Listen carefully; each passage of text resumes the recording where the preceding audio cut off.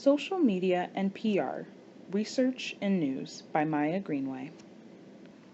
Having a major in public relations, you must be knowledgeable of digital platforms before you apply this technology in the PR field. This includes social media terms and platforms. With that being said, today we will be covering some unknown terms such as splogs, NP tech, net neutrality, and open media. The mainstream media source that we will also be covering will be Periscope. Splogs is short for spam blogs, or blogs not providing their own or real content.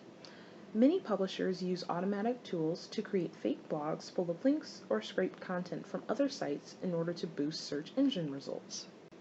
The purpose of a splog can be to increase the backlink portfolio of affiliate websites, to artificially inflate paid ad impressions from visitors, and or use the blog as a link outlet to sell links or get new sites indexed.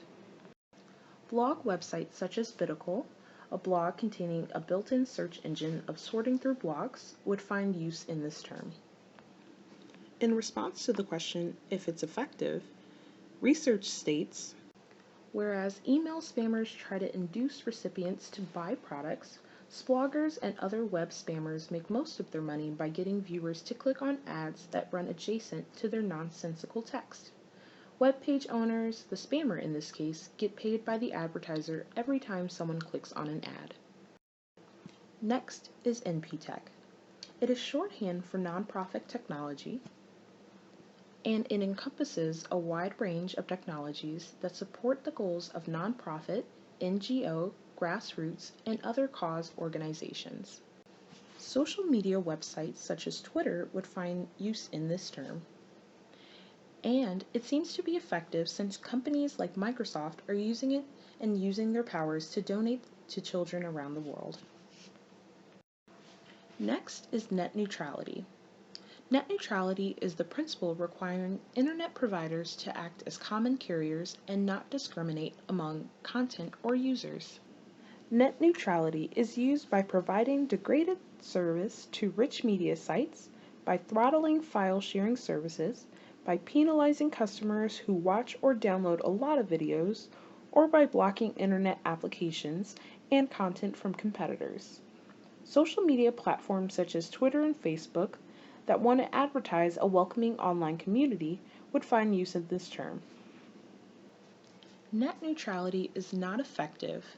The reason being, it could be effective if there was a way to monitor each and every status and tweet in order to accomplish this utopia idea. At this time, if the post is reported, it will be taken into consideration by the individuals policing the website.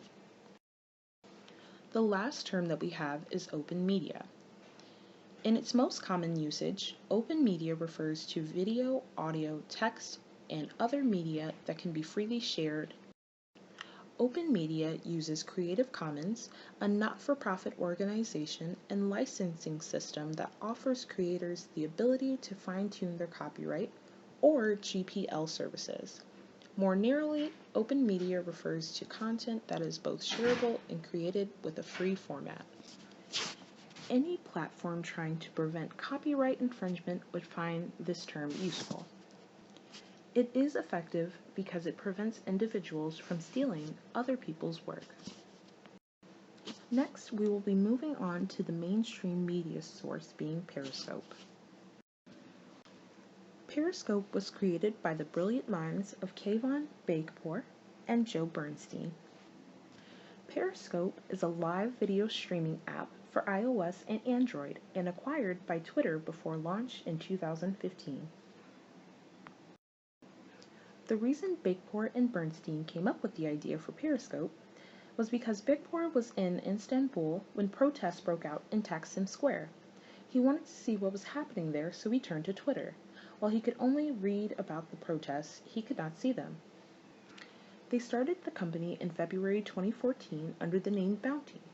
They raised $1.5 million from Founder Collective, Scott Beltsky, Mavron, Google Ventures, Menlo Ventures, Bessemer, Stanford, StartX, and Sam Shank in April 2014 using NP Tech, which is a term that we discussed earlier. The initial release for the app was on March 26, 2015. In this app, there are and were many strengths and weaknesses, but first, let's go over the strengths. The first strength is community size. Periscope has a larger community, a cleaner user interface, and is associated with Twitter, resulting in users making it their platform of choice. A new addition to Periscope is the ability for web replays. The app is also super easy to use. If you have a phone, you have all of the equipment you need. You won't need any special lighting or tripod, and there are only a few buttons that you need to use: start broadcast and stop broadcast. You also get a more intimate connection. Because Periscope is live, it feels more intimate. As a broadcaster, you get to share more informally, and that automatically creates a closer connection. Next is a multi-dimensional communication, because it allows the user to communicate in a richer, more nuanced way. Periscope builds on that opportunity and takes it to another level.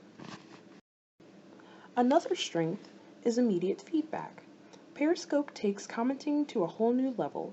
Feedback happens in real time, and it's bidirectional. It can offer more immediate, specific answers to people's questions as well. Next, we have audience interaction. One thing that individuals have noticed about Periscope is that the conversation is not just between the scoper and the viewers talk to one another. Periscope provides the ability to reply specifically to other viewers. If you're trying to build a community and consensus, this is a major opportunity. Periscope has also opened doors for other companies such as Facebook to launch additions to their apps such as Facebook Live. Now that we've talked about the strengths, let's also talk about the weaknesses that Periscope endures. The first issue is the comments. The list of comments can be viewed throughout the stream, whereas Periscope's comments often disappear so quickly that broadcasters do not have a chance to address them. If the comments disappear quickly, the ability to interact live is greatly diminished. Comment control is another frequently brought up problem. The comments come in so fast that you can't keep up.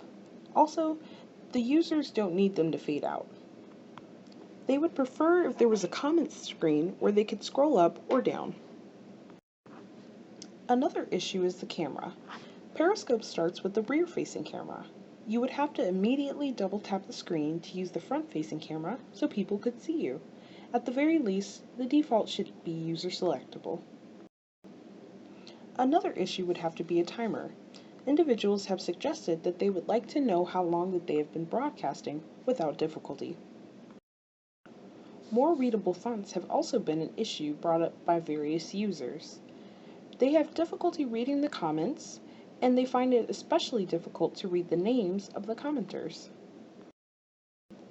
Next is audio.